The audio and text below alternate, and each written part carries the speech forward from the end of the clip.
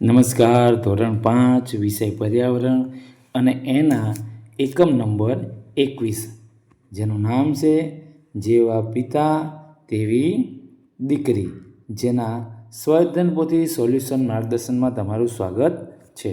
જોઈએ આપણે માર્ગદર્શન. તો એમાં પ્રશ્ન નંબર 1. પ્રશ્ન નંબર 1ની અંદર સૂચના આપી છે કે નીચે આપેલા વિકલ્પોમાંથી સાચો વિકલ્પ પસંદ કરી ખાનામાં લખો. તો નંબર 1 જોઈએ, આપેલા લક્ષણોમાંથી કયું લક્ષણ વંશ પરંપરાગત છે? તો કે ડી, આપેલા તમામ. આપેલા લક્ષણમાંથી કયું લક્ષણ વંશ પરંપરાગત નથી? શરદી. આપેલા રોગમાંથી કયો રોગ વંશ પરંપરાગત રોગ છે? મધુપ્રમેહ. નંબર 4 કીધું છે કે ભાઈ પોલિયો વંશ પરંપરાગત રોગ છે, તો એમાં આવશે ના. બરાબર. આગળ જોઈએ પ્રશ્ન નંબર 2. પ્રશ્ન નંબર 2ની અંદર સૂચના છે કે ખોટા શબ્દ ચેકી નાખો.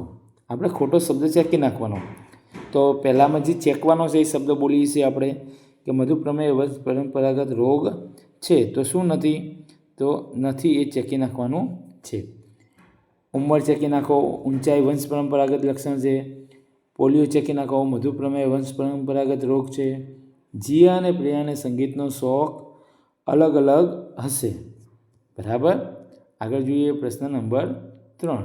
પ્રશ્ન નંબર 3ની અંદર સૂચના છે નીચેના પ્રશ્નોના જવાબ આપો. એમાં આપણે જોઈએ નંબર 1.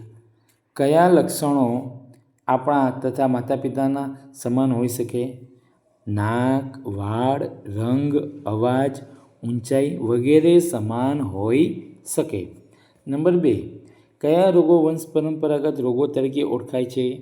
જે રોગો માતા પિતા દ્વારા વારસામાં મળે તેવા રોગોને વંશ પરંપરાગત રોગો કહે છે. નંબર 3. જીયાની માતાના વાળ વાંકડિયા છે, તો જીયાના વાળ વાંકડિયા હશે કે કેમ? હા, કારણ કે વંશ પરંપરાગત લક્ષણ છે.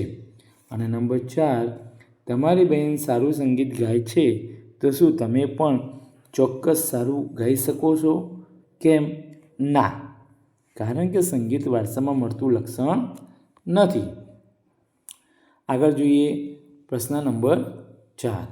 પ્રશ્ન નંબર 4ની અંદર સૂચના આપી છે કે વિધાનો ખરા છે કે ખોટા તે ખરા કે ચોકડી કરી જણાવો.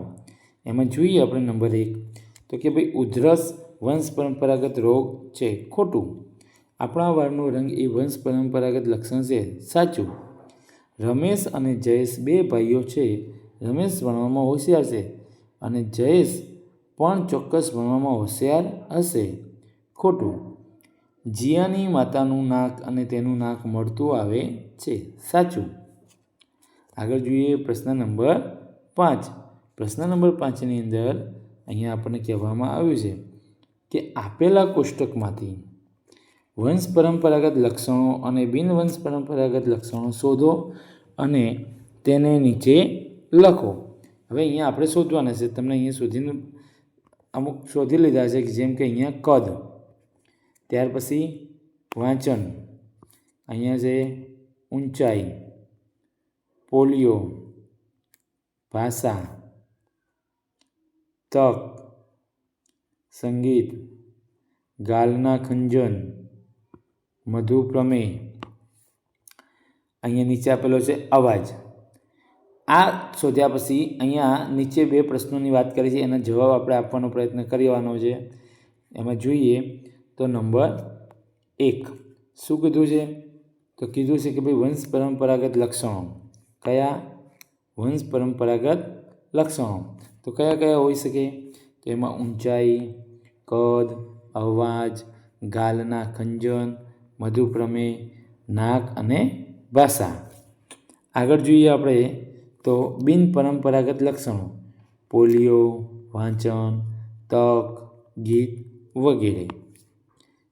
પ્રશ્ન નંબર 6. પ્રશ્ન નંબર 6ની અંદર સૂચના આપવામાં આવી છે કે લખો. શું લખવાનું? તો કે તમારા દાદાને મળતા આવતા તમારા લક્ષણો અને તમારી દાદીને મળતા આવતા તમારા લક્ષણો. એ લખવાનું છે. તો એમાં જોઈએ, એમાં નાક, અહીંયા તમે તમારું લખવાનું છે. અવાજ, વાળ અને આંખોનો રંગ. દાદી સાથે કયા? તો કે ઊંચાઈ, ચહેરો, ગાલના ખંજન અને આંગળીઓ. અહીંયા આપણું આ એકમનું સ્વઅધ્યયન પોથી સોલ્યુશન માર્ગદર્શન પૂર્ણ થાય છે. આવા જ માર્ગદર્શનપૂર્ણ વિડીયો મેળવવા માટે અને અમારી સાથે જોડાયેલા રહેવા માટે આજે જ અમારી ચેનલને સબસ્ક્રાઈબ કરો અને અમારી સાથે આવા માર્ગદર્શન વિડીયો મેળવતા રહો. આવજો.